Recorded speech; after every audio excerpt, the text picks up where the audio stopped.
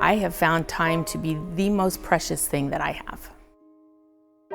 Time is something I know that in the past I've probably taken for granted. You don't necessarily know about tomorrow. So for me now, time is as precious as it's ever been before. I'll never forget the first day they told me my life was in danger.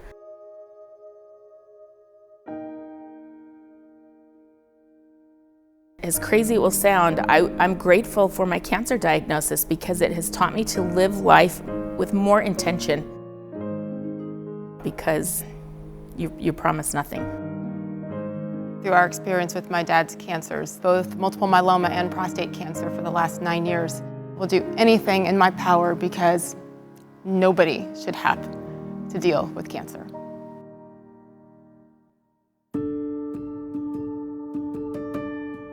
Cancer doesn't stop. It doesn't slow down because of some pandemic. I think we are so busy fighting this pandemic that we have forgotten about fighting cancer. It has taken resources away, those researchers, those scientists, from trying to find the cure, from the goal of the V Foundation. That is why, more than ever now, after 2020, every penny truly counts. When you donate to the V Foundation, you will save lives. That is a precious gift. There are so many people that have come up to me who said, I don't even follow sports, but I know who Jimmy V is because not just of what he said on that stage, but how he said it. I am one of the people that have benefited from the V Foundation. Jimmy V giving that speech 27 years ago has helped save my life.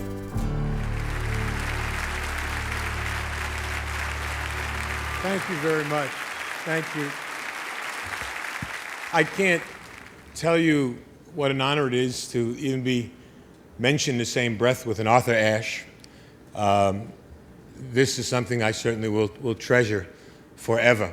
But as was said on the tape, I don't have one of those things going with the cue cards, so I'm going to speak longer than anybody else has spoken tonight. That's the way it goes.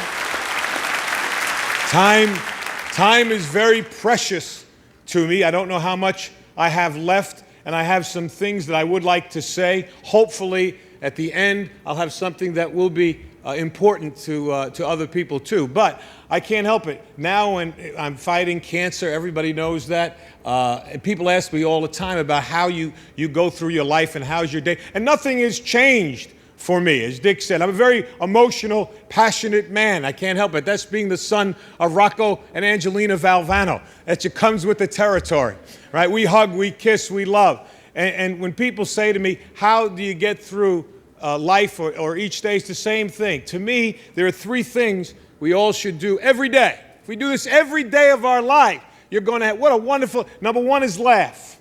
You should laugh every day. Number two is think. You should spend some time in thought. And number three is you should have your emotions moved to tears. Could be happiness or joy. But think about it. If you laugh, you think, and you cry, that's a full day. That's a heck of a day. You do that 7 days a week, you're going to have something special. And so I can't help. I rode on the plane up today with Mike Krzyzewski, my good friend and a wonderful coach, but people don't realize he's a 10 times better person than he is a coach, and we know he's a great coach. He's meant a lot to me in these last 5 or 6 months of my battle. But when I look at Mike, I think we competed against each other as players. I coached against him for 15 years, and I always have to think about what's important in life is to think to me of three things: where you started, where you are, and where you're going to be. Those are the three things that I try and do every day.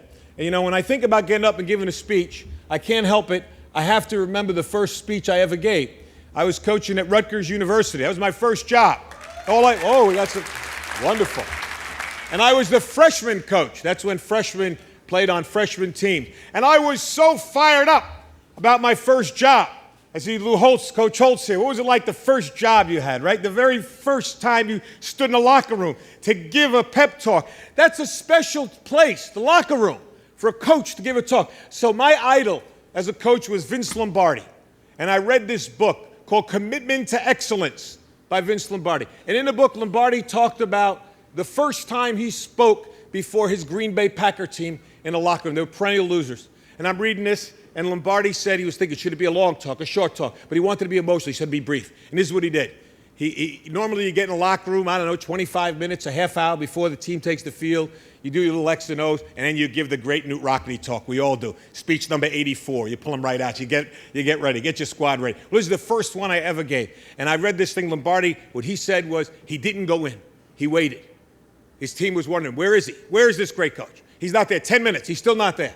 3 minutes before they have to take the field, Lombardi comes in, bangs the door open, and I think you all remember what great presence he had, right? Great presence. And he walked in, and he just walked back and forth like this, just staring at the players. And he said, all eyes on me. And I'm reading this in this book, and I'm getting a picture of this Lombardi before his first game. And he said, gentlemen, we will be successful this year.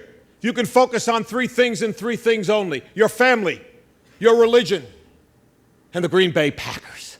And he like that. And the rest of it, they knocked the walls down. The rest was history. I said, that's beautiful. I'm going to do that. Your family, your religion, and Rutgers basketball. That's it. I had it. Listen, I'm 21 years old. The kids I'm coaching are 19. All right?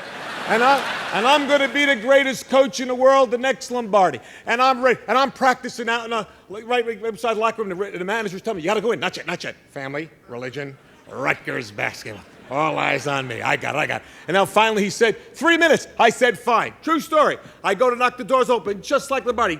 Boom! It didn't open. I almost broke my arm. I was like, it was when it didn't open. Now I'm down. The players are looking. Coach, help the coach up. Help him up. And now I did like Lombardi. I walked back and forth, right? And I was going like that with my arm, get the feeling back in it. And finally I said, gentlemen, all eyes on me. And these kids wanted to play. They're 19. Let's go. I said, gentlemen, we'll be successful this year if you can focus on 3 things and 3 things only. They said, yeah. Said, your family, your religion, and the Green Bay Packers, I told them. I did that. I remember that.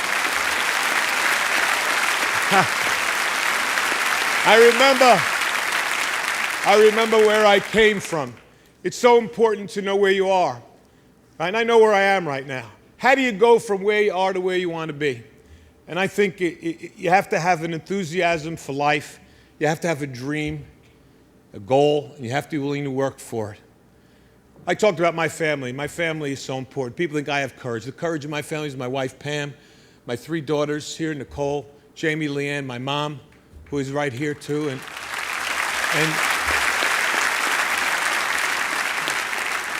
that screen is flashing up there 30 seconds like I care about that screen right now, huh?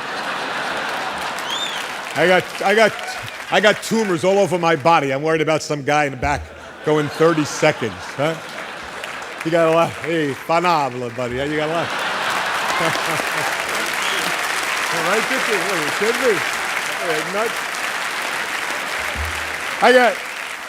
I just got one last thing. I urge all of you,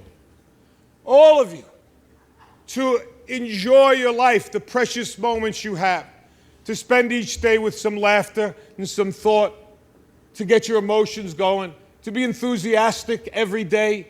And Ralph Waldo Emerson said nothing great can be accomplished without enthusiasm, to keep your dreams alive in spite of problems, whatever you have, to be able to work hard for your dreams to come true, become a reality.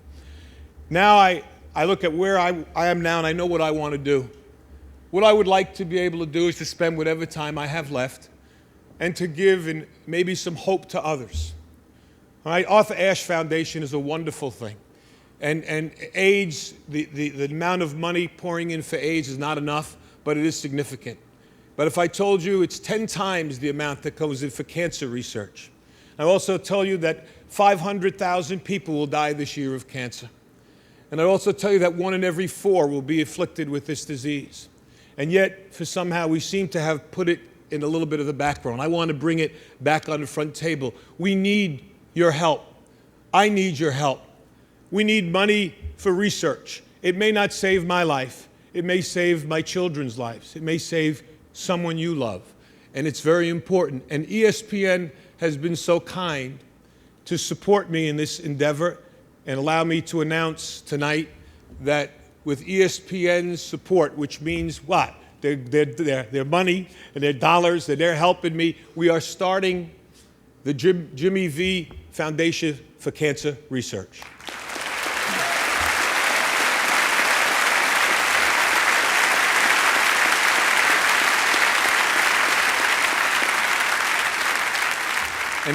And its motto is, don't give up, don't ever give up. And that's what I'm going to try to do. Every minute that I have left, I will thank God for the day and the moment I have. And if you see me, smile and maybe give me a hug, because that's important to me too. But try, if you can, to support, whether it's AIDS or the Cancer Foundation, so that someone else might survive, might prosper, and might actually be cured of this dreaded disease.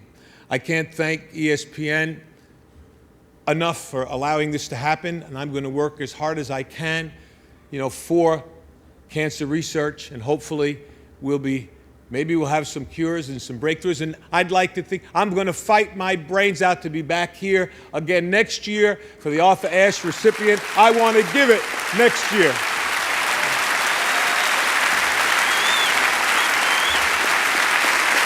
I know I've got to go. I've got to go, and I've got one last thing. I've said it before, and I'm going to say it again. Cancer can take away all my physical abilities. It cannot touch my mind, it cannot touch my heart, and it cannot touch my soul. And those three things are going to carry on forever. I thank you, and God bless you all.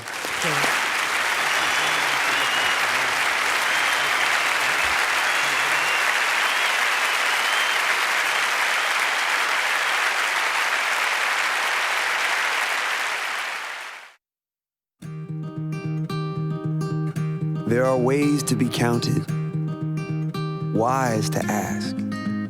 I will fight, thoughts to collect. I will fight for you. Every step in their story is measured and magnified by a factor of 1.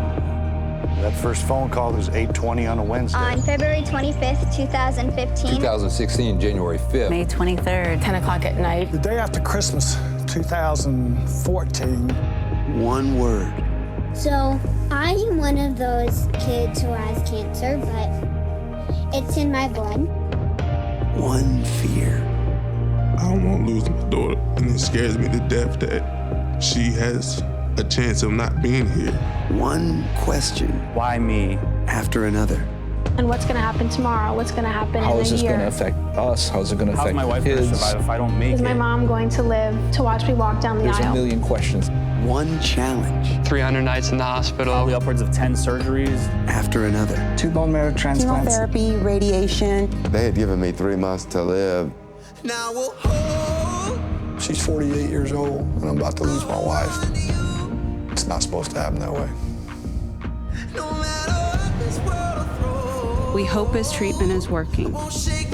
We hope for good results each month. We hope he doesn't relapse. We just hope. There's a reason why there's survival odds. And the reason why there's survival odds is because someone beat it.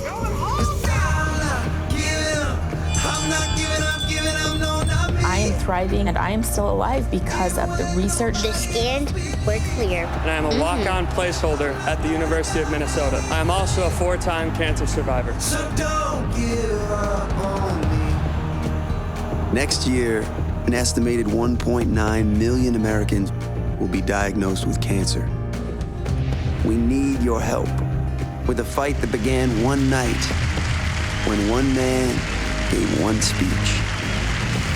I've got one last thing. I've said it before, and I'm going to say it again. Cancer can take away all my physical abilities. It cannot touch my mind, it cannot touch my heart, and it cannot touch my soul. And those three things are going to carry on forever. One legacy carried on with one donation after another, after another, after another. Don't give up. Don't give up. Don't give up. Don't ever give up.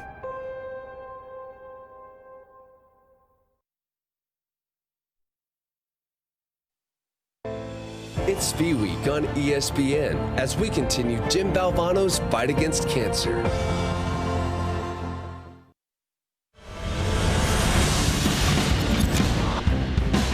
on Jimmy V Week. There is the man himself, the statue of Jim Valvano outside of Reynolds Coliseum. 2 unbeatens. NC State getting ready to take on Elon in a battle of 2 schools in the state of North Carolina. Pam Ward joined by LaChina Robinson, the former Wake Forest standout. And speaking of standout, LaChina, how about the week that Kayla Jones had for the Pack?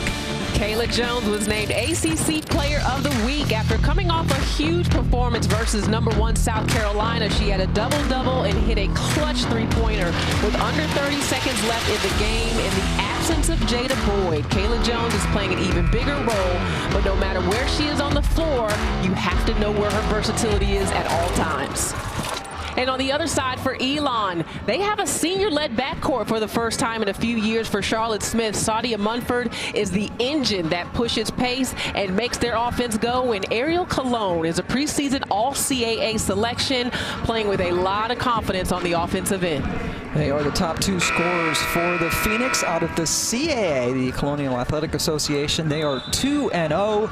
These 2 teams getting ready to tip off. NC State has won 10 of the 11 games they have played. All of them have come in Raleigh, North Carolina, and we are underway. And Reyna Perez, who has been a great pickup, she was the Big West Player of the Year last year at Cal State Fullerton, now running the point. And shooting the 3 that's off the mark. Rebounding going to be huge in this game.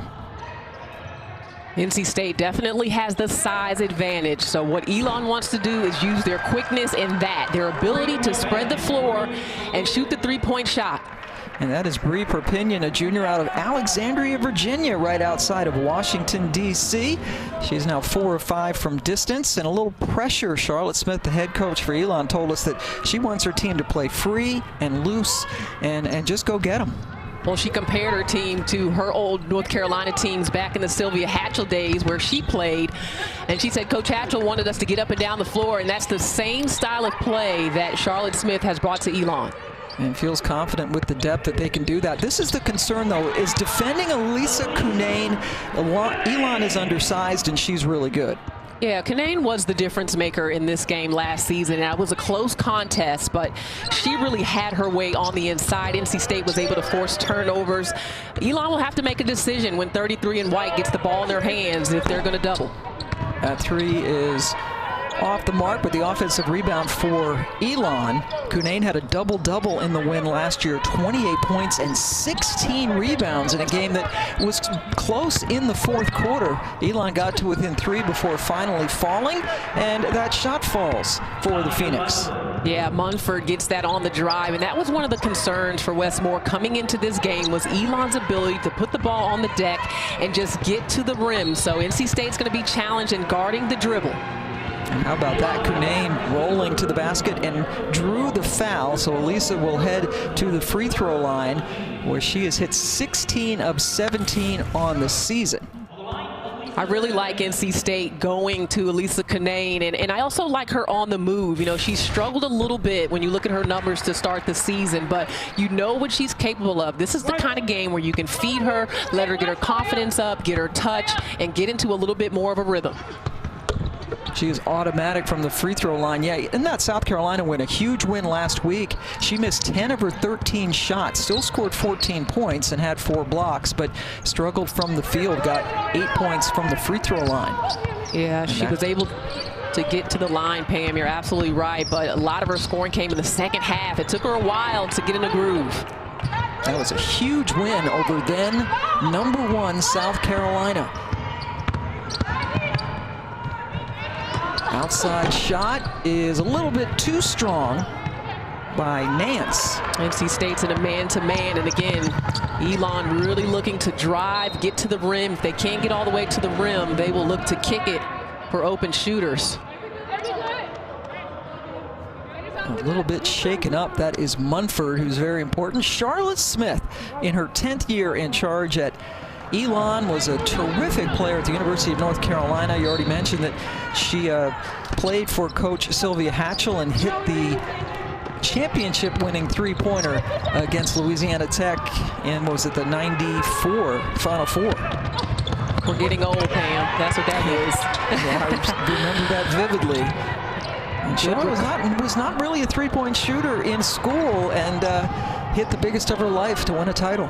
That's how it happens, right? You know, just those special, magical moments. I mean, the shot that Charlotte Smith hit definitely was one of the most memorable shots in the history of college basketball. Yeah, it was Agumbawale-like in its importance.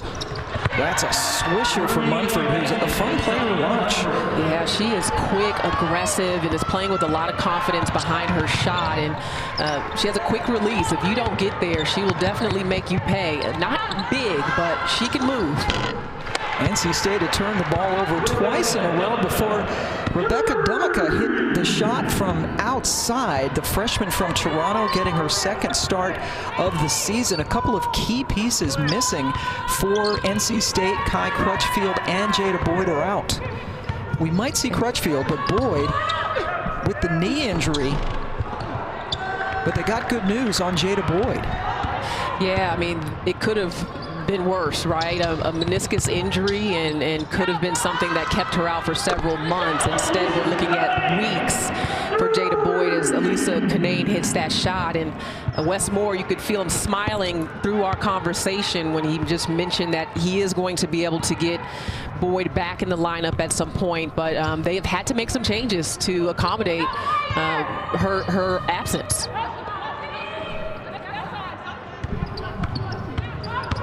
Jada Boyd missing her third straight game. They're able to beat South Carolina without her, which has to be an even better feeling. Cunane coming up with the errant shot. Yeah, Boyd was leading the team in scoring with 14 points per game when she went out. It's a lot of offense. Well, Reina Perez trying to force things and picks up the charge. NC State leading Elon by just 2. Perez looking to drive and get to the rim, but no go as Elon rotates over and was able to take that charge. So NC State already with 3 turnovers. Elon has yet to cough it up, and as you mentioned, LaChina, turnovers really hurt them last year. NC State scored 23 points off turnovers in their win last season. A little bit too strong off the glass. Cunane able to clean it up, and here comes Perez, who look at quickly how, made a, go ahead, sorry. No, I was going to say, look how quickly Elon got back in transition defense, and Bree Perpignan, who took that charge on the last possession, was one of the first back down the floor. Yeah, boy, they're wreaking havoc. They force another turnover. That is number 4 for the Pack.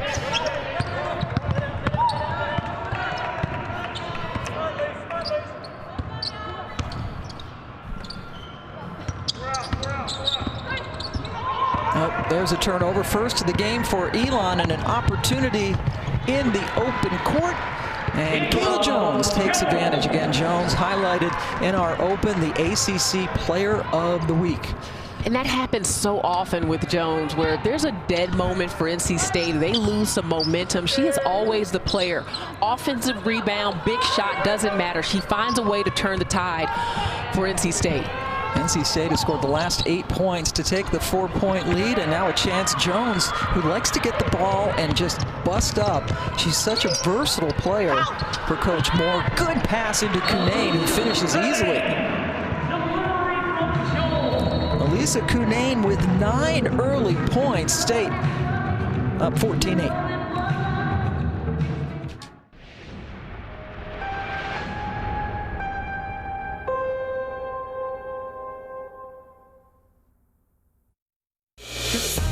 We need your help with a fight that began one night when one man gave one speech. Don't give up. Don't ever give up. So don't give up on me.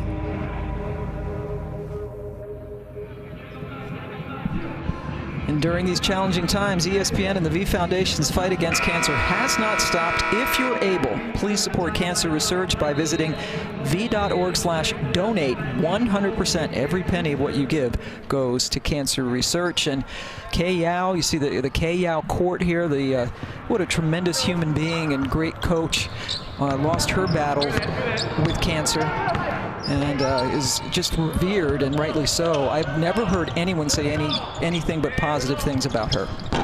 What an incredible person Kay Yao was, in addition, obviously, to being an outstanding coach. And she's just someone that if you ever crossed her path, you never forgot about it. And I played in the ACC when Kay Yao was coaching in this league and was covering the league and working in the league, you know, when she passed away. And just her entire life was a journey, was a story. She always wanted to help people, wanted to grow the game, and she fought her battle against cancer with so much courage and really wanted her legacy to be about cancer research, and that's where the Kay Yao Fund was born, and they are in partnership with the V Foundation. So it just is incredible to see two iconic figures from the same school impacted by such a deadly disease and how they're still having an impact on our lives. Absolutely. It is now a 12-0 run. Jones scoring off the inbounds. NC State missed its first shot, has made 6 in a row.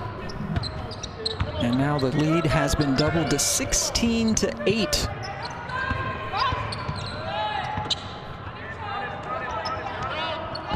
Long three, wide left. Cunane comes up with another miss, and NC State with numbers. 3-on-2 break. That's a foul, and Perez has a chance to go to the free throw line. And really good pass there by Demica.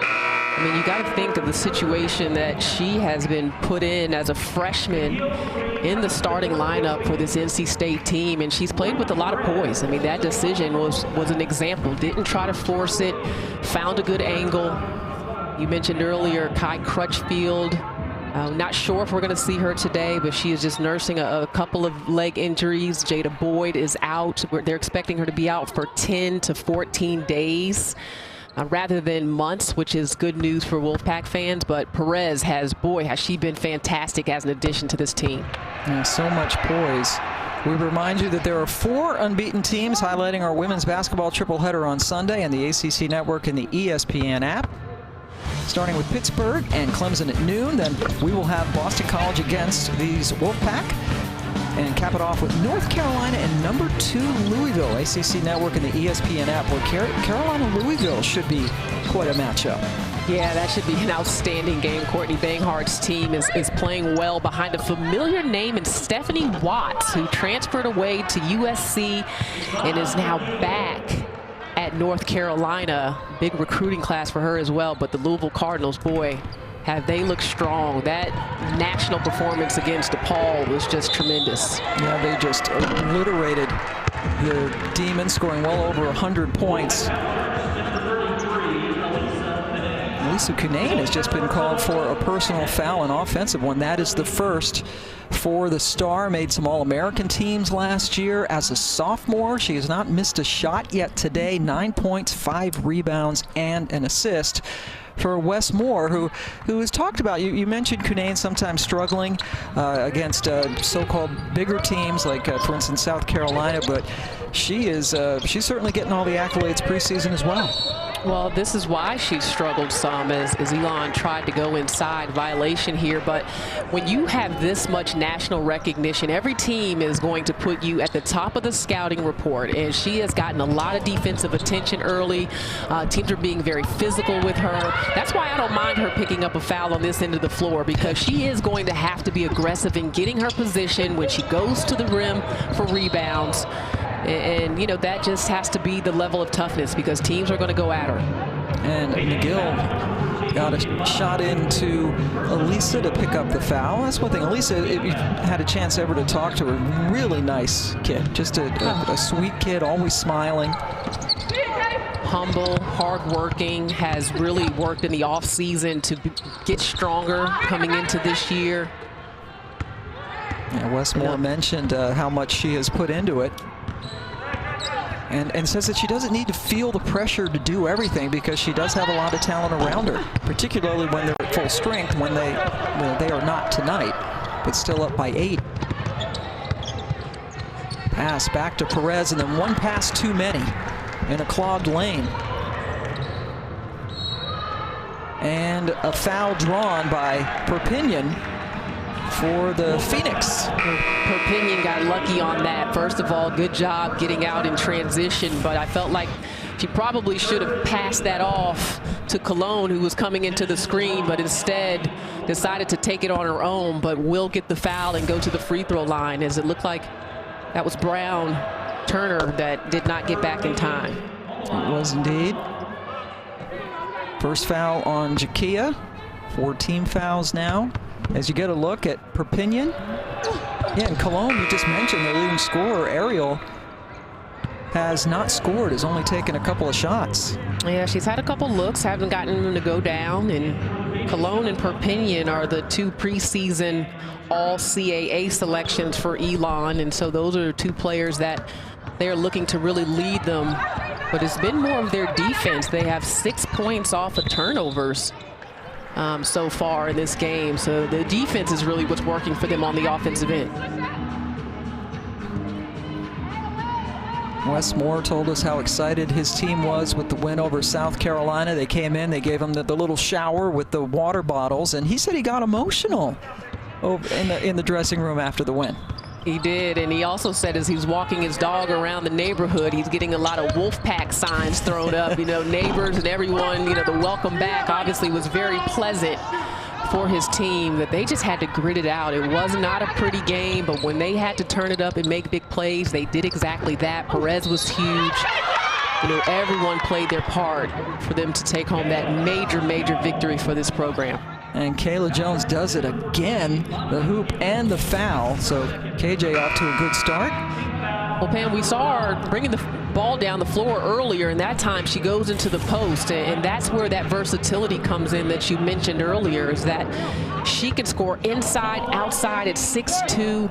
She likes the physicality and can bang, but can step out and hit a 3. I just think she is not appreciated enough. At least I probably haven't given her enough props for what she does for this NC State team, and just the little things that keep them going, and a constant worker, even when she's not at 100% physically.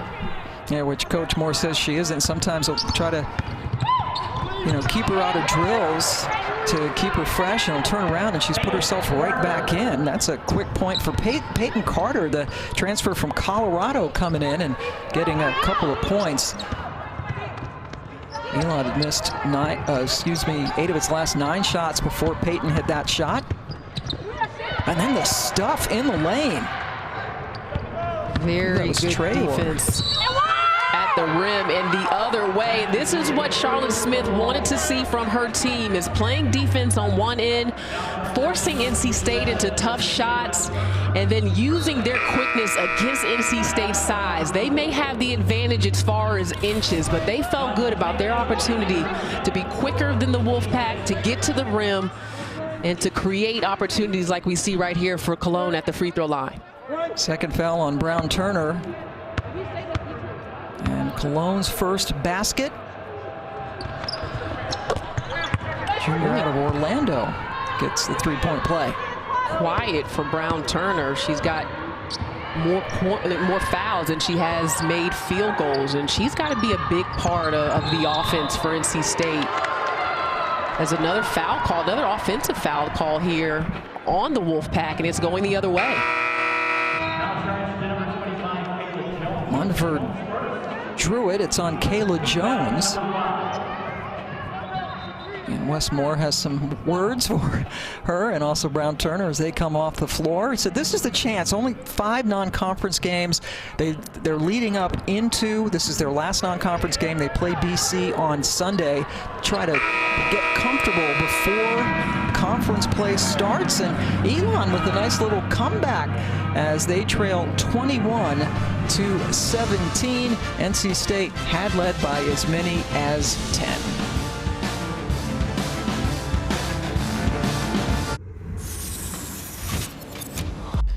Welcome back, Jimmy V Week. We remind you that last year the Play for K Free Throw Challenge, out of the 76 teams in the nation that participated, Elon brought in the most money, just over $10,000. And Charlotte Smith, the head coach, you might see her there with the pink skirt on. When she played with North Carolina, they played at NC State when the court was dedicated to Coach Yao, and she said she remembers just how sweet Coach Yao was, but they actually lost that game. She said it was bittersweet. Obviously, you want to win the game, but she thought it was sweet that the players played so hard for Coach Yao and were able to pull off the upset. Yeah, she has spent a lot of years at North Carolina as a player and then as an assistant coach for 9 seasons. So she had a lot of interactions and, you know, obviously played NC State and had a lot of memories. But that was one that stood out to her, and just how inspired NC State played against that Tar Heel team in the name of Kay Yao, as they were naming the court after her and what that meant to her. But how about the free throw challenge? Yes, that is awesome. 76 schools involved, and they end up winning it. That's just tremendous. But you know what? College women's basketball teams bring their best when it comes to play for Kay. You love to see it. Absolutely. They were the national champs in the free throw challenge. Meanwhile, how about Elon, down by 10 at one point? They've scored the last 8 points of this game. And you saw the three that was hit by Lyles to get things started. There's Charlotte Smith, again, 10th year, unbelievable in charge here, and was just a mainstay at the University of North Carolina, played in the ABL and the WNBA as well before she got into coaching. And has just done a really nice job at Elon, taking them to back-to-back NCAA tournaments, 2017, 2018. I mean, she's just the kind of leader that you want for your program. Not just a great coach, but a leader of women, a mentor of women, someone who gets all aspects of the game, had success as an assistant at North Carolina. I mean, they had 2 trips to the Final Four, 4 trips to the Elite 8, 6 trips to the Sweet 16. So she knows about success both in between the lines and on the sidelines. A couple of championships in the CAA here with Elon, as the miss was cleaned up by Cunane, who is having herself a night. And this is Cunane now with 11 points. She and Kayla Jones have combined for 18 of NC State's 23, and Elisa gets another rebound. But that's been the challenge. What you saw right there in that possession for NC State is guarding the drive, not allowing Elon to get to the rim, not putting him on the free throw line, and definitely not turning it over, because Elon now has 8 points off of NC State's miscues, and there's another one. Dead ball turnover as Cunane was unable to save the ball in for the Pack. Starting point guard Reyna Perez comes back in. Led the Big West in scoring last year, just under 20 points per game. 11 points and 8 rebounds now for Cunane. She's going to have a double-double likely before the half even ends. Yeah, she's got 8 of NC State's 14 rebounds, and Elon's only got 5.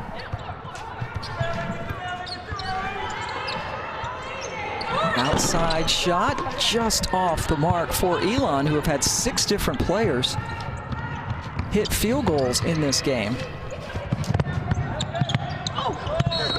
And a charge. Doesn't matter what. Doing well drawing charges. Doesn't matter how much Elon struggled in their half court at times in this game, they get back and rotate defensively, and that's Jalen Powell, who will come off of the bench. She actually started in this game against NC State last year, but is coming off the bench this season. She can stroke the 3, but that time makes a huge defensive play. Yeah, she's coming off a really good game. Their last game against Western Carolina, 10.6 rebounds and 6 assists. Dontavia Wagner, freshman from Nashville, called for the charge. Cunane, 9 boards now.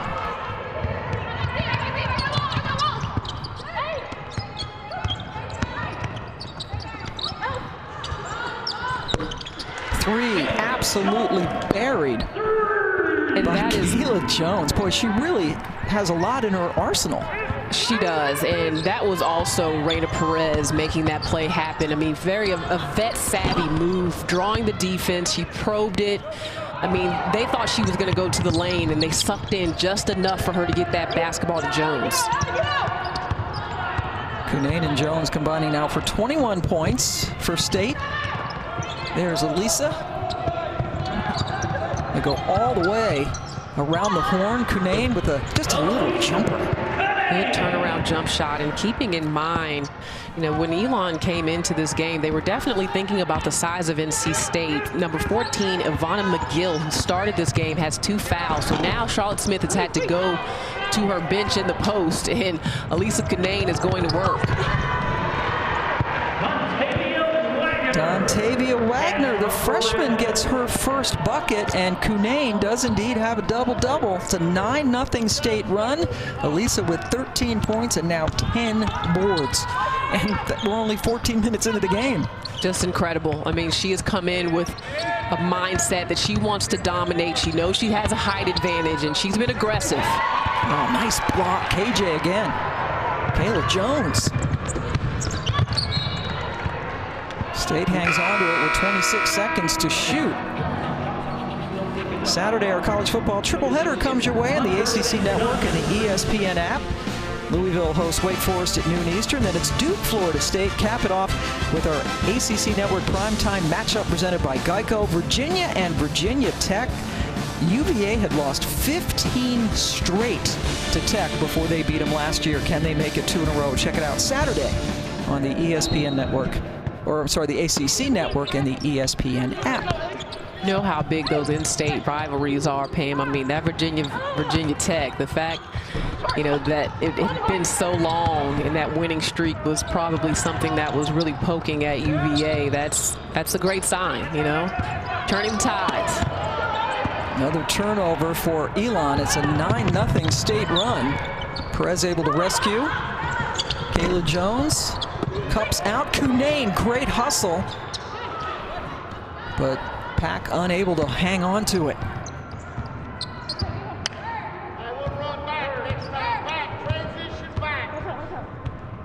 NC State has been in a man-to-man for most of this game. Now they have picked up on some switches when they've needed to, but curious to see as a foul is called here on the Wolfpack, and you see the frustration from Wes Moore, but can NC State continue to guard the drive as they have over this last run?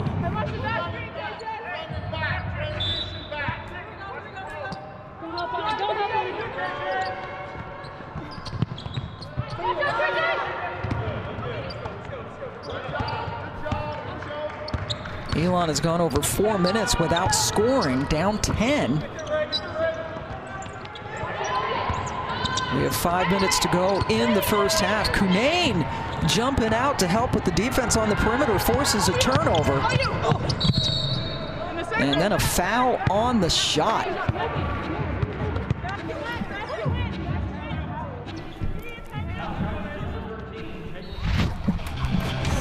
Beautiful offense from NC State. Rainer Perez gets a piece of the paint, fakes the shot. Guess who it is? Jones. You already know it.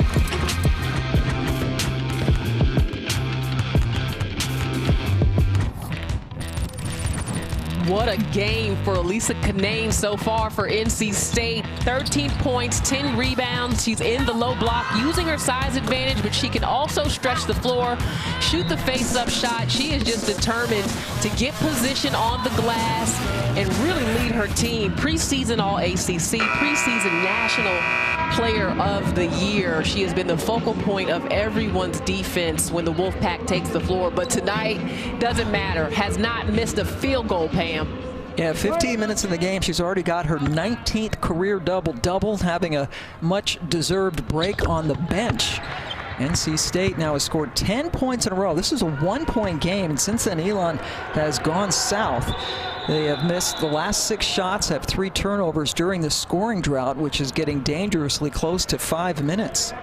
Well, one difference from what we've seen from Elon this season, in particular against Western Carolina, where they were 9 for 22 from three-point land, is they're only 3 for 11. So the Wolfpack have been able to pack it in the paint to take away those drives that they were getting early.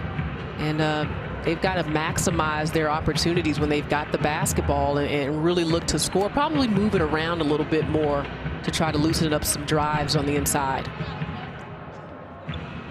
So Wagner at the free throw line, a freshman from Nashville, was Ms. Tennessee basketball in 2019.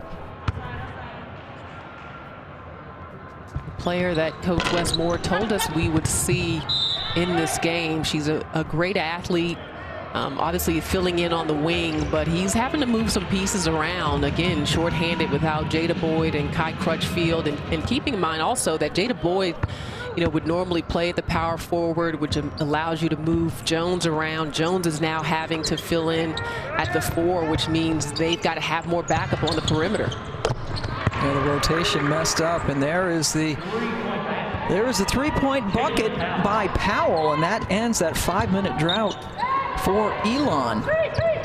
Jalen Powell is a player that has a lot of confidence in her shooting ability, and Charlotte Smith wants her to shoot that. She said she doesn't hesitate. She has confidence in the shot, and that time knocks it down. Reina Perez can't answer. Rims out, but nobody blocked out Wagner. Good offense there for NC State. Couldn't get it to go and almost had the second chance opportunity.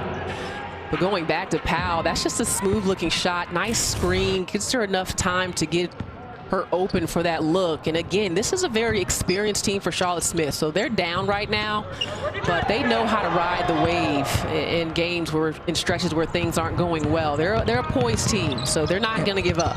Yeah, they did it last year at NC State. Hobby can't hang on to it. That's a turnover where they were down in double digits, cut it to 3 in the 4th quarter before finally falling.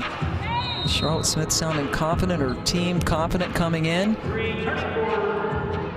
knowing that this is quite a test for them as Kayla Jones heads to the bench. Boy, she has done some great work. She's got 10 points. And we mentioned Cunane with 10 rebounds. She has more rebounds than Elon has as a team. Elon only has 9 as a team. Elisa has 10 all by herself. Cunane on the bench right now, along with Jones, the top 2 scorers tonight. And credit Wagner for helping them pick up their perimeter defense. She's done a nice job of containing the dribble in stretches off of the bench for Westmore's defense. One and done. Hobby able to come up with yet another board for the Pack. Love the way Reina Perez moves the ball. Doesn't have to dribble it, just picks it up, passes it, move the ball off the pass very well.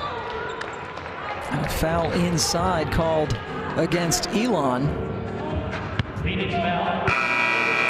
Johnson picks up her second. Yeah, 6-foot sophomore again. She actually started in this game last season. And with the transfer of Ivana McGill, who again is in foul trouble in this first half, Johnson is seeing minutes. We've seen Traore come in off the bench at 6'3", but no one able to slow down Cunane so far. No, that is a tall task indeed. Just a second team foul against Elon as we approach 3 minutes to go in the half.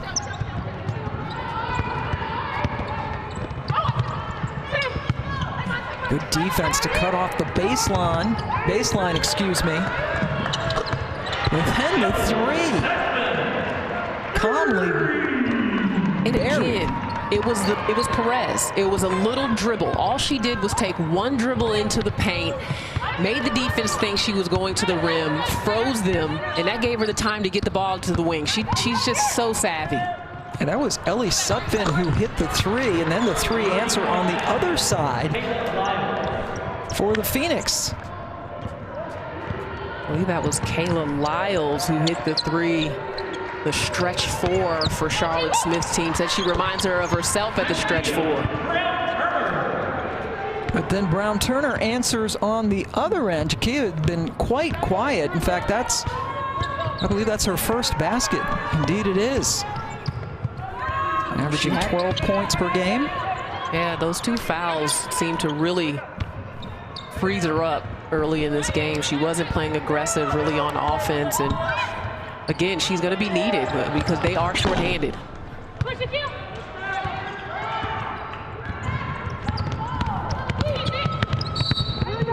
Brown Turner brings it up, and then an offensive foul. I think they're going to get Hobby, yes, for a moving screen for State. Women's basketball doubleheader coming your way tomorrow, right here on the ACC Network and the ESPN app. Wake Forest hosting 5-0 North Carolina at 6 Eastern, and then it's number 20 Syracuse in Miami. The Hurricanes also are unbeaten. Tiana Monacahia back for Syracuse. Syracuse, along with Louisville and NC State, the 3 teams from the ACC in the top 25. Well, if you want to know something about Wake Forest hoops, which I know you do, Ivana Ratza, always, for Jen Hoover's group, is quite a player as Kunane runs the floor, gets it to go. There's that smile. It takes a foul on the way down the floor.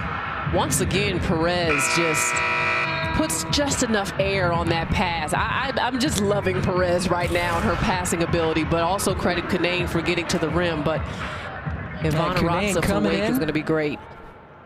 Right away gets the bucket as we'll take a very quick timeout.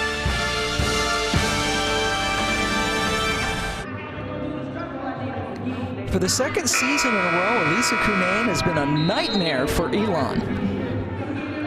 Look at the numbers. I mean, and look at where we are, Pam. We're not even at halftime. I mean, what a night so far for Kunane. And we saw her running the floor on that last possession. She can get down the court. I'm just, you know, if she plays with this kind of attitude night in and night out, she's going to be a problem once again in the ACC. But you have to anticipate that teams are going to game plan for you, be ready for the physicality, and really just make up your mind that you're going to dominate. She has the ability to do that. She has not missed a shot tonight, either from the floor or from the free throw line. See, Elon's missed 9 of its last 11 shots. It was a 21-20 game, and another turnover by the Phoenix. And that is Nance, as you see in your screen. When you look at this makeup of the team for Charlotte Smith, Vanessa Taylor, Ariana Nance, they can usually come off of the bench and give Elon a punch, but hasn't been a lot of rhythm for them in their half-court offense and really with their perimeter in general. Michaela Ryan at 6'1", junior coming off the bench, commits the foul. And Jakia Brown-Turner with a chance to shoot free throws. Sophomore from Oxon Hill, Maryland. That's in Prince George's County. ACC all-freshman last year. That's right outside of Washington, D.C. You never miss an opportunity to shout out PG County. Yeah, that's the good side of Washington, D.C. Boy, Jakia Brown-Turner, Coach Moore loves her. Talked about last year how she didn't play like a freshman, and she was particularly good in the ACC tournament.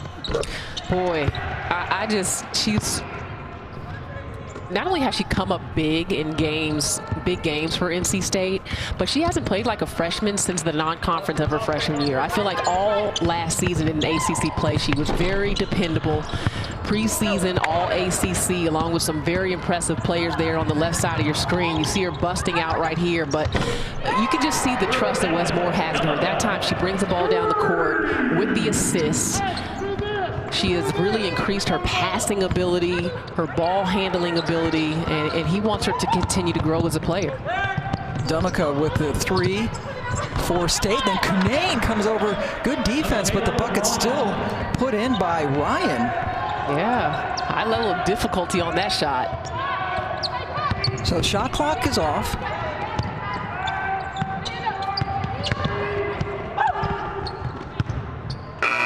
NC State with a really good second quarter as they held Elon to just 11 points in that second quarter. Elisa Kunane, 16 points, 10 rebounds. She has hit all 6 of her shots.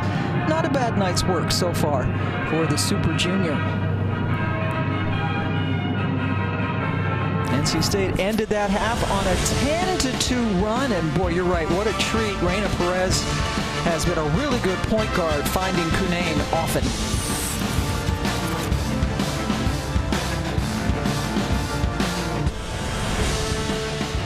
Number 4, NC State.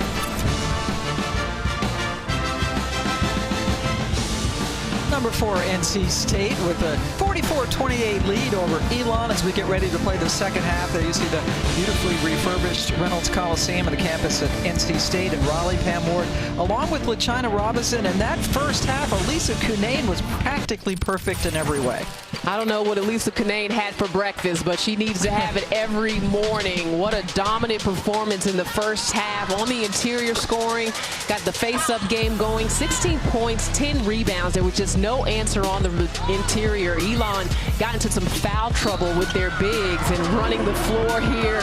You see the celebration as she had her way. And on the other end of the floor, you know, Elon really played their best basketball when they got a little bit more balance. They hit a couple threes. They're 5 for 15 from long range. If they could couple that with their ability to play off of the bounce, they can get right back into this ball game. I thought that they just did not capitalize when there were NC State turnovers, did not make them pay for it.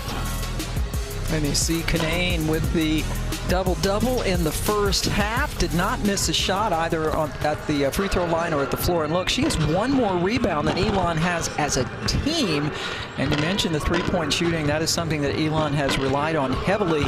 And they picked up a little bit towards the end of the second quarter, but they just don't have an answer. I would say few teams probably do have an answer for Elisa Cunane.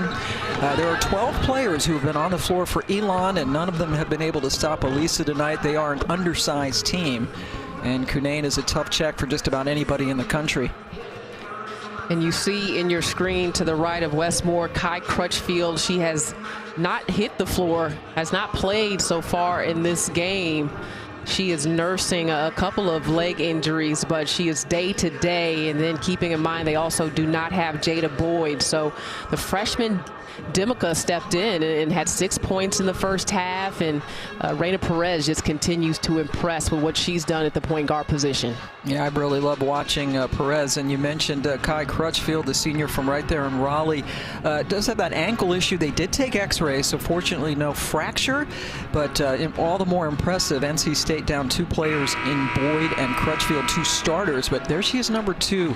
Boy, only did take a couple of shots, did not hit a field goal, but they don't really need her to score. She was a big-time scorer at Cal State Fullerton, but she sees the floor really well and has seemed to just step into this role perfectly. She's just savvy, and you know, when we talked to Wes Moore, he mentioned how she's a pro, how she prepares, just her business-like temperament, but also that she can joke with him a little bit. You know, he said when he talked to her on the phone for the first time, you know, she wasn't afraid to go back at him and you know, made him chuckle a little bit. So she's got some personality, and he could appreciate that as well. Yeah, he in fact liked that she was giving him grief. We just saw Cunane miss her first shot of the game.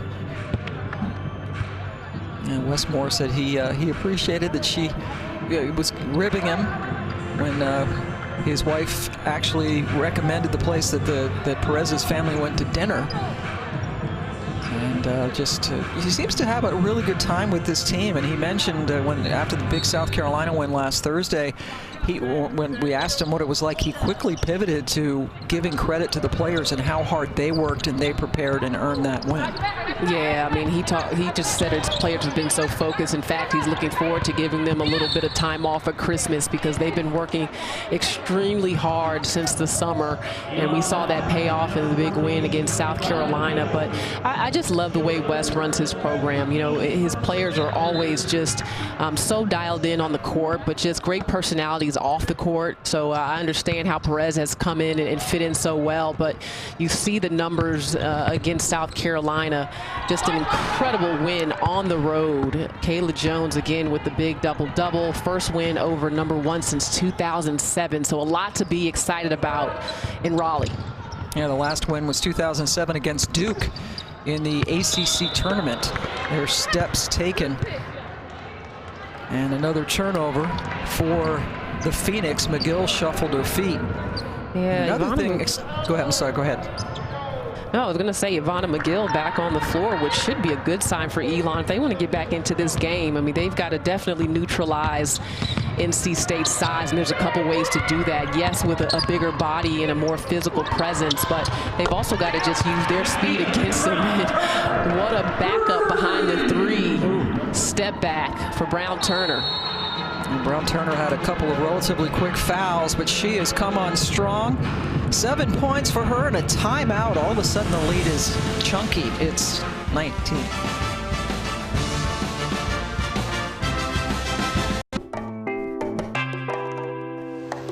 David Thompson, one of the greatest college basketball players ever, is related to Charlotte Smith. And boy, quite a family tree.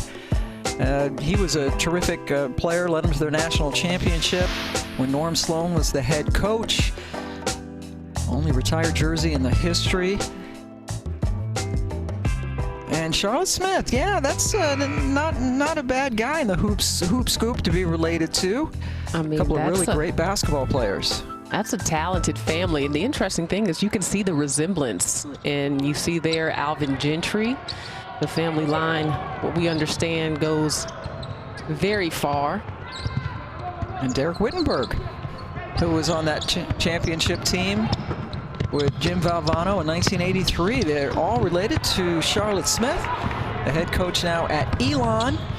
But boy, her team facing a tough test against the Pack. Pam, you were probably around watching that game in '83. I don't know if I was born yet. I'll let you know. Let me think about it. I remember when David Thompson played, much less what happened in '83. Notice a little change of defense here for Elon. They look to go and double Kanane before she even touched the basketball, so that could leave some three-point shooters open. And speaking of which, different mindset the second half for Jakia Brown-Turner. Absolutely, and that's the thing, isn't it? That it's kind of you pick your poison with Kanane. Jakia Brown-Turner now the third Wolfpack player in double figures. If you double her, as you mentioned, that leaves their potent three-point shooters open. So you have to make that choice, and either way they can hurt you. It's a 4-out, 1-in style, and honestly, Kanane can also step out and shoot the long ball as well. That, you know, you have to prepare for because it's hard defensively to recover, and especially when Brown-Turner's 2 steps behind the three-point line. State has hit 7 of the 12 threes they have put up tonight. That's 58% from distance. Biggest lead of the night now, 22 points. Nice job by Kanane to get out and guard a guard, get down in a stance and take away baseline, but Elon is able to get that one to go. McGill with her 3rd and 4th points of the evening. Cuts the lead back to 20. Brie Perpignan then committed a foul on the inbounds.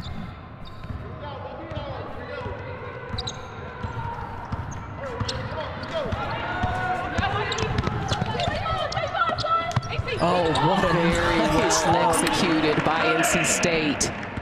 That's almost too easy. Perez just zipped it right into Kanane. And Perez getting the start. Kanane now with 18 points. And a missed layup. Brown-Turner couldn't handle the rebound in part because she was fouled.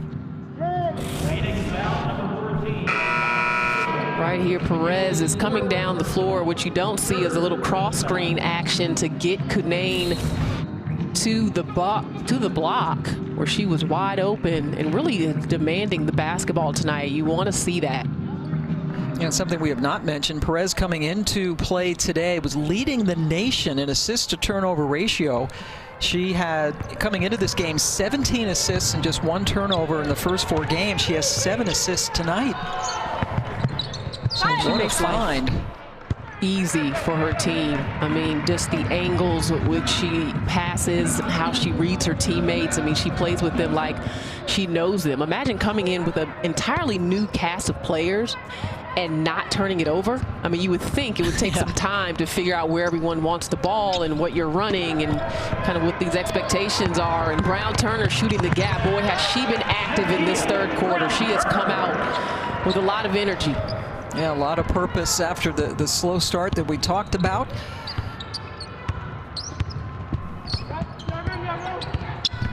"12 points for Jakia Brown-Turner, and she has 8 of them alone in the first 3.5 minutes of this quarter.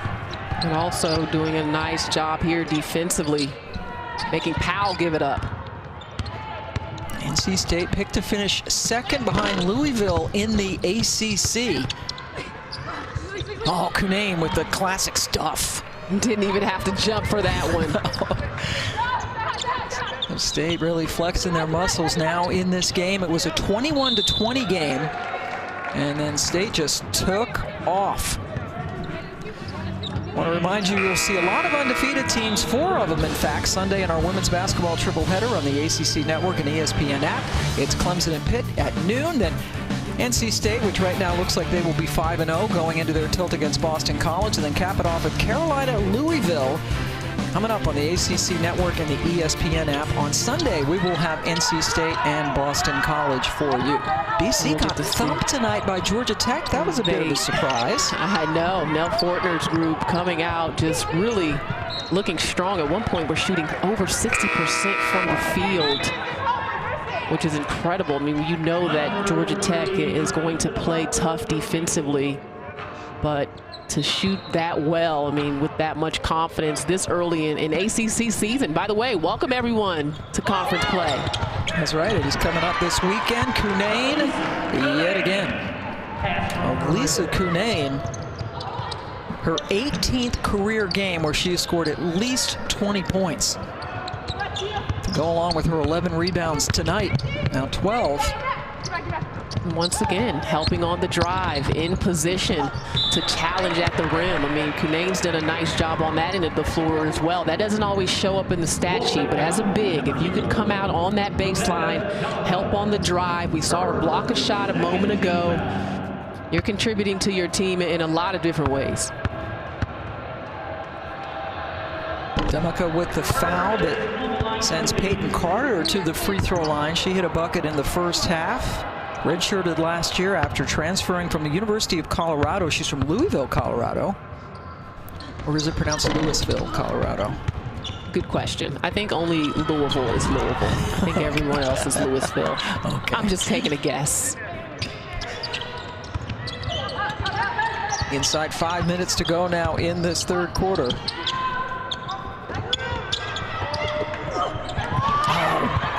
Inside, not the first time, but sticking with it, Kayla Jones.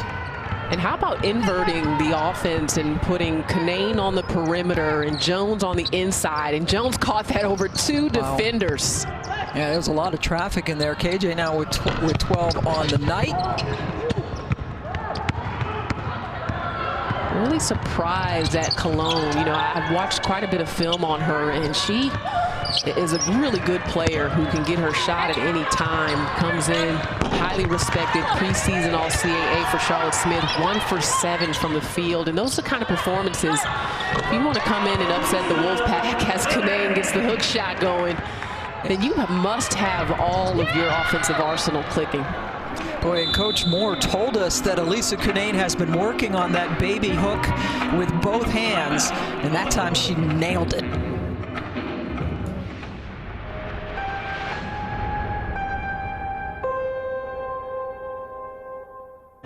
Welcome back. NC State now running away with this in part, LaChina Robinson, because of the big 3 coming up big. Yeah, big 3 really going to work on the offensive end. It was early and often for Cunane. Jakia Brown-Turner, some foul trouble early, but really picked it up here in the recent moments of this game in the third quarter. And then Kayla Jones is just consistent.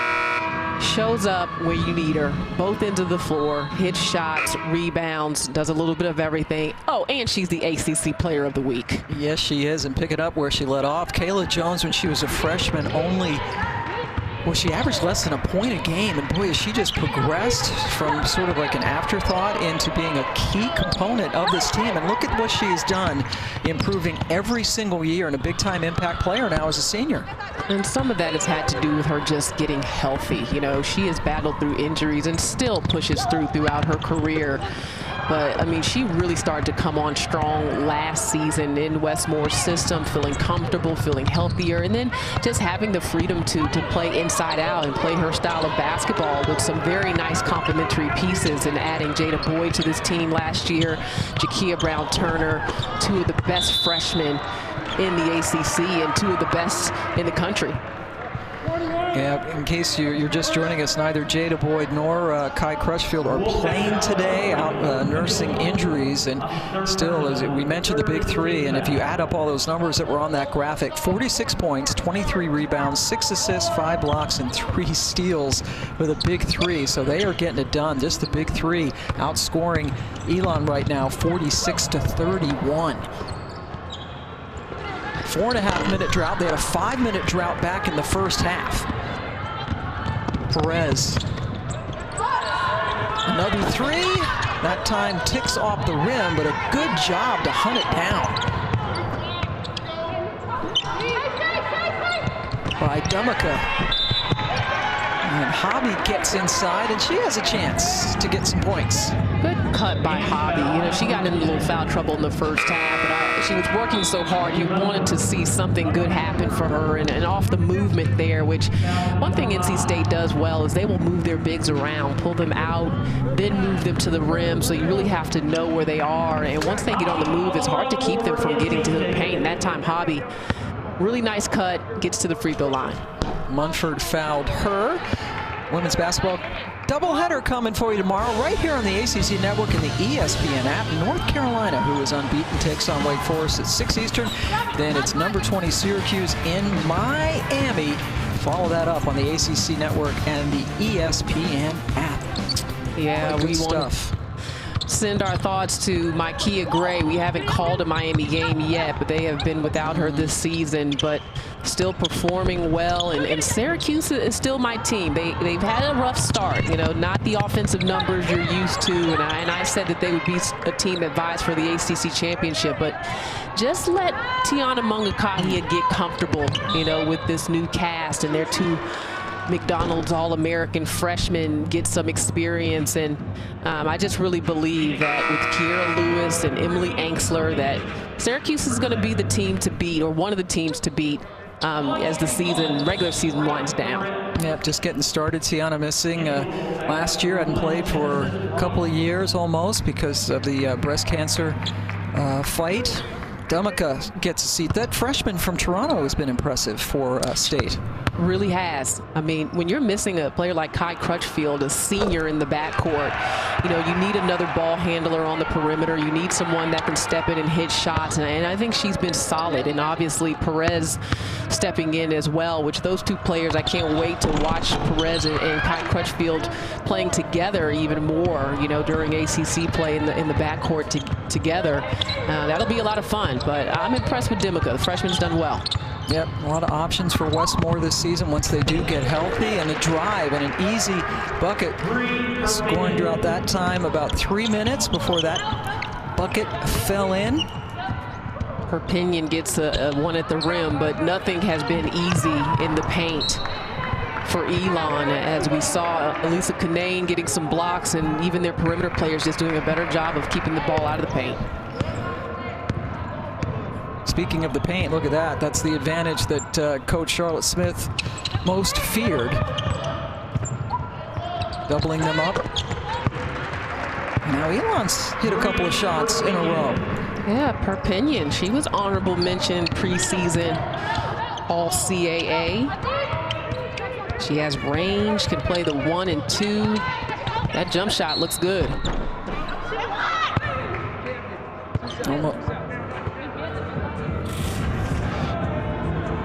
Right here with a nice screen, Perpignan just gets enough space over Perez, and that's the one thing with Perez in the backcourt for NC State. They're not as big. She's only 5'4", so defensively, if she has to make some adjustments and be able to keep up, especially as you get into the ACC with some of the bigger guards in this league. But boy, she can find an angle on a pass. How good has she been early in her first season with NC State?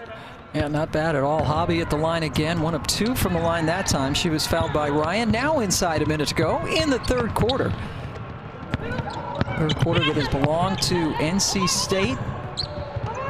Elon scoring just 7 points so far in this quarter. Make it 10. Good ball movement.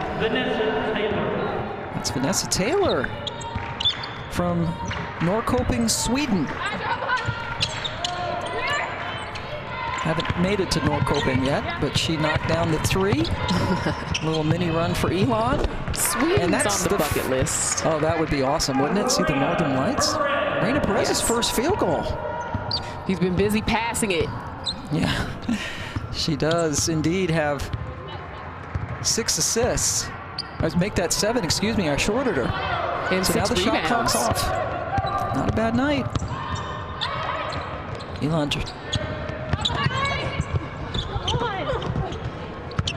NC State looking very much like a top 4 team in the country.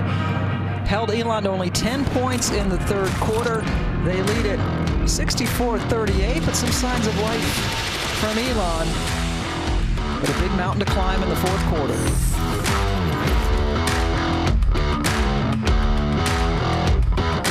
To Raleigh, 4th quarter about to get underway. NC State, number 4 in the nation, one of 3 teams in the top 25. Louisville has just defeated Duke 73-49, so Duke no longer unbeaten. Oh, speaking of Louisville, my goodness, 116 points against DePaul. I mean, have you seen their backcourt, especially now that they've gotten Kiana Smith back in the mix, and you've got Dana Evans, and you've got Haley Van Lith. Woo, that's a potent backcourt for Jeff Wall's team, looking good.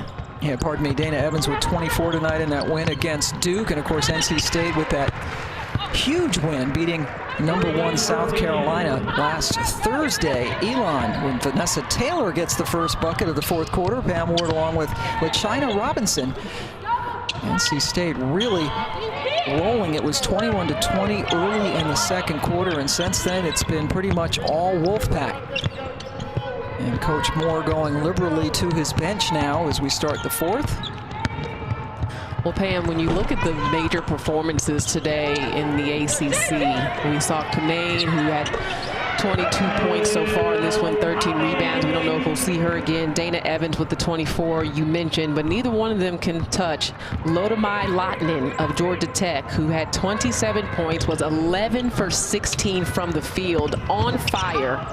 And Lorella Kubai also had 16 points.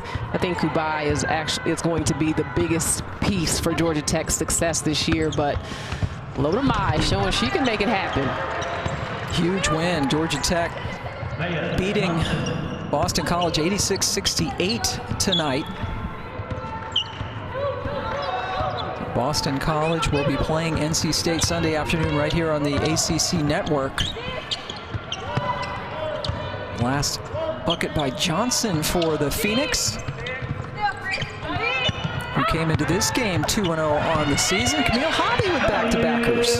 And Elon's tried to go to some zone, and Charlotte Smith swore we probably weren't going to see any because she doesn't really love the zone, but they have played a few possessions of it and just tried to mix their defense up enough to keep the interior game of NC State off balance, but nothing has really worked. Yeah, it's been a really tough matchup. And that block, getting a hand on the ball, that's the freshman again, Delica.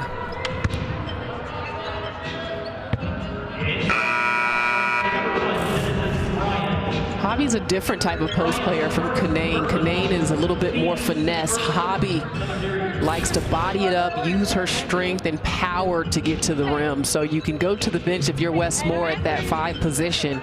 And he can definitely go small as well. I mean, if he goes small and puts Jones at the 5, which he can do, and Boyd at the 4, Brown Turner, on the perimeter, he can put a lot of different lineups and really challenge your defense to adjust in different ways. And that's one of the things that Coach Moore liked about the non-conference schedule. Usually you get a lot more than 5 games, just 5 this year because of what we hope is a once in a several century COVID and virus situation, but he wanted an opportunity to set his lineup to see how things are so he feels more comfortable going into the conference season, which for State begins on Sunday against Boston College. Yeah, and I like what he said about the South Carolina win. He said, I don't want this to be the highlight of our year. And, just talked about peaking too early and making sure his team stayed focused. He said right after that South Carolina game, he got on the bus and was watching film for his next contest. Now, they did have 3 games in 7 days, but that's just who Wes Moore is. That's the kind of focus he wants his team to have. And so everyone else is pumped up about the win over number 1, but so much more to focus on for Wes Moore as his team gets ready to start the ACC slate. Yeah, he said it's a big difference between a win like that in December and a win like that in March, but still something that will propel them. It got them a lot of national attention. South Carolina hadn't lost in over a calendar year. They were just not lost at home in a long time, so it was impressive. And they held them to under 28% from the floor. In fact, their last 2 opponents, South Carolina and Coastal Carolina, both shot under 28%. Tonight, Elon shooting around 33. So the defense picking it up for State. I know Dawn Staley was, to say the least, hugely disappointed in her team's performance against NC State. Yeah, was not the best night for either one of those teams in terms of being a pretty game. It came down to what team could make the plays at the right time, and Cologne misses one right at the rim. It has just been that type of night for the leading scorer for Elon. But you know, it's interesting, you know, when you look at NC State and what this team has done. You know, last season winning the ACC tournament, which was a huge moment for their program, obviously, and then bringing back a majority of this team. They returned 9 players, 4 starters from last year. They only, you know, biggest piece they lost was Aislinn Koenig, who was their starting point guard. But even a game like this, Pam, where last year they kind of struggled to put Elon away, this is a better Elon team, and it's obviously a better NC State team, as it really hasn't been a contest for definitely much of the second quarter into the second half. Yeah, ever since early in the second quarter, it became all Wolfpack, and you're right, this is an Elon team that's deeper and better than last year, and NC State, even with missing 2 starters in Boyd and Crutchfield, have put on an impressive show this evening. The Pack hadn't won an ACC championship in 29 years when they beat Florida State last season, before we all shut down basketball, right? I mean, you hate to think about what this Wolfpack team could have done. We didn't get to see Aislinn Koenig in her final NCAA tournament, but they were an impressive team, and to me have just as many weapons, if not more, with experience this year. Cologne finally got her second basket of the night, and that's a good point you made about Ariel Cologne, who's a really good player, the junior from Orlando, but boy, she is just 2 of 10 from the floor, has not been much of a factor offensively, and the Phoenix really needed her to come and score some points tonight to keep it close. She has not, and the team has not.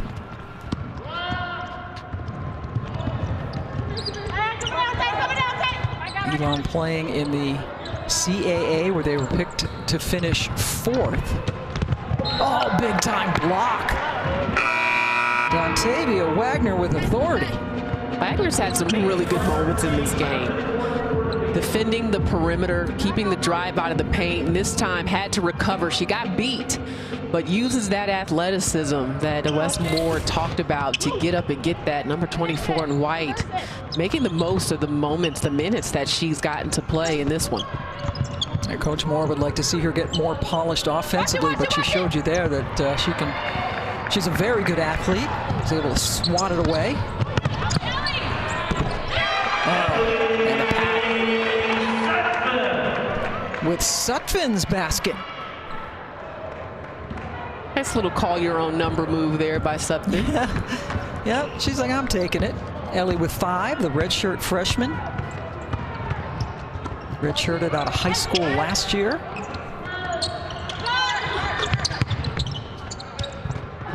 Carter couldn't get it to go.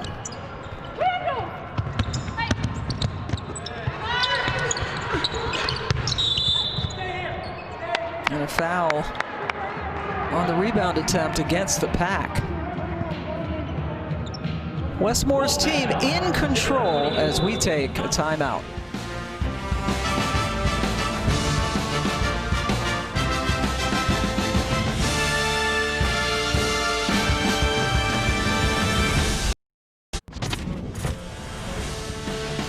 speaking of football, every Saturday morning, the Huddle comes your way to get you ready for what's happening in the ACC with a preview and updated on all things going on in the conference starting at Saturdays, 10 a.m. Eastern, right here on the ACC Network and the ESPN app. Already in December, college football winding down. NC State with a big 70-44 lead over Elon. Wagner's foul has sent Cologne to the free throw line. One thing we talked about coming into this second half, Pam, was that Elon needed to use a little more of the three-point shot to open up driving lanes. Well, in this half, they are 1 for 9 from long range, and so they were not able to continue to connect on those threes, hit 5 in the first half. And it's just been a challenge. And again, this is a team that went 9 for 22 from 3 against Western Carolina and just had much better balance inside out on the offensive end. Yeah, very different team that they're facing tonight in the Wolfpack, as Westmore has been able to, especially in this fourth quarter, almost exclusively use reserves. And still holding on to this lead. It had been as big as 30. And I credited Elon with too many points off turnovers earlier in the game. They actually only have 7. It's NC State that has 14, and then they've also got 17 fast break points. And I felt like coming into this game, if Elon was going to challenge the Wolfpack, they needed to be ahead on the fast break points, using that speed and transition. But just another place on the stat sheet that NC State was able to dominate. And they really got chewed up, Elon did, by Elisa Cunane, who had a double-double before we even hit halftime. Yeah. So another big game. We have not seen her in several minutes. There she is. That's a sign she's not coming back in, right? When she's got the hoodie top on, and the mask. Yeah, Lisa's chilling. Doesn't look good. Doesn't look like she'll be hitting the court again. And they don't need her. Enough. She's been terrific, along with Kayla Jones, who had 12 points. Brown Turner also with 12. So the big three really getting things done for this Wolfpack team. They have 46 points, those 3 players, and that's what Elon has. And those 3 players have not played in a while. That's how dominating this performance has been. But Westmore taking a timeout. He's got his reserves in, so this is a teaching moment, right? These are players who are getting minutes that they usually will not get, and he's going to coach them up as if this was a 2-point ball game, so they have an opportunity to learn from their extended time on the floor. So ACC play has gotten underway for NC State. It gets underway on Sunday, and LaChina and I will be calling that game for you at 2 Eastern time right here on the ACC Network. And you see the other games that are coming up. But if you're into circling calendars, if you're a Pac fan, how about January 17th? It's a Sunday, and they have a game in Louisville that day. That is going to be a big matchup. Number 1 preseason, the Louisville Cardinals pick number 2, the NC State Wolfpack. But once you knock off number 1, folks start to change that order a little bit in terms of what they think may happen at the top in the ACC. And that's what you want to see. You're competing nationally as a conference against the best, winning those big non-conference matchups. That Louisville-DePaul was a huge win. DePaul is a very well-coached team by Doug Bruno. It just goes to show how good Louisville is. But that will be a battle of the Reds. We're usually talking about the battle of the Blues in this conference, and Duke and Carolina. And that's always a big matchup. But this season, it's going to be about the Reds, the Cards, and the Wolfpack. And that game is January 17th. It's a Sunday right now, scheduled for 3 Eastern time on ESPN. That is going to be a sweet one. Right now, currently the number 2 Louisville Cardinals and the number 4 NC State Wolfpack. Louisville with an impressive win at Duke, and NC State doing the same here against Elon. Yeah, really nice execution in the open court there by NC State. But 2 teams in the top 5 for the ACC. This is full steam ahead, and look at how they run and spread the floor. If you're NC State, Rice gets the finish, but something, and everyone was full steam running down the court, making themselves available to make a play there in transition.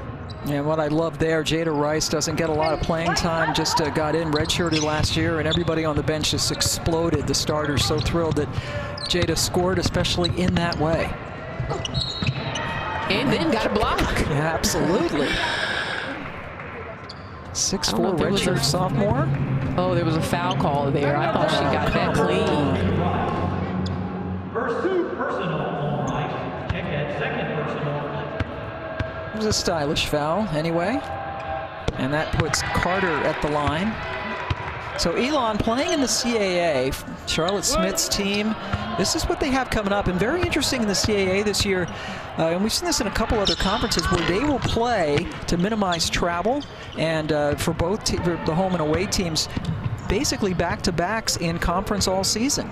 Yeah, I mean, you have to credit these conference officials, CAA, ACC, everyone really that's playing basketball right now, even those that aren't. You know, the Ivy League is not playing, but they did what they felt like they needed to do. But you'll see a lot of adjustments to how conferences are playing, and really nice interior pass there again by Rice, who was doubled and found her teammate Sutphin right underneath the bucket. But, you know, you have to play these games in the safest way you can. So even though, you know, someone may look at that schedule and say, okay, you're going to play the same team twice at their place, you got to get the games in. And these players, you know, are doing everything they can to stay safe and healthy, and testing and masking and social distancing and everything else. Another transition bucket. Boy, these fast breaks, Wagner that time gets it at the rim, but they're fun to watch. Yeah, it's just, you know, it's a different season, but you tip your hat to the officials and everyone at the conference level that are making the necessary changes. NC State shooting 51%. Elon right at that magical 28% mark. And now under it, so that this could very well be the third straight game, as Elon's now missed 7 straight shots, 13 of their last 14. The NC State defense going to hold teams under or at 28% from the floor.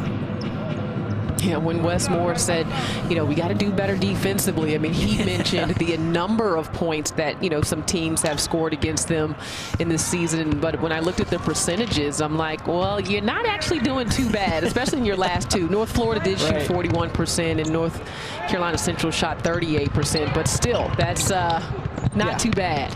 Yeah, he, of course, he brings those up, not the last couple where they held South Carolina and Coastal Carolina 28% and under, but an impressive victory, 76-47. The Pack now 5-0 on the season. Elisa Cunane, 22 points, 13 boards. She only missed 2 of her 11 shots. Jones and Brown Turner with a dozen apiece. State missing both Jada Boyd and Kai Crutchfield, but holy smokes, they look loaded this year. Very balanced attack for Wes Moore's team, and you never know how your group is going to respond after a big win like South Carolina. Well, the last couple games, they've taken care of business and made the necessary adjustments and looked really strong tonight. So a very impressive win for State as they take it 76-47. Jada Rice and the bench patrol coming up big late in the fourth as Sutphin with the finish. And the celebration for the starters, getting to cheer on their teammates in a big win. We'll be back.